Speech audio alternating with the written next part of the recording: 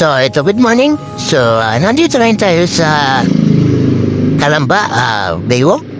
So, ito po yung pagsasali ng isda. Ito po, mga karot. So, ito lang pala yung diskarte. Ayan, oh.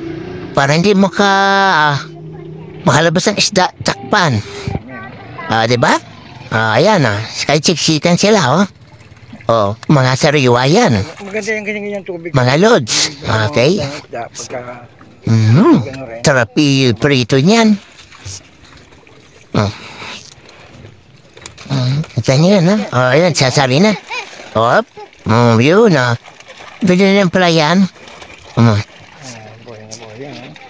Tapos, para makahinga, ang mga isda, siyempre, tubig yan rin. Minahulog. Tubig tabang rin ang dapat na ilalagay nyo para hindi mamatay agad. So, ayan. Babalot na natin. Ba't natin? Nila pala. Ayan, Kita mo? Tapos.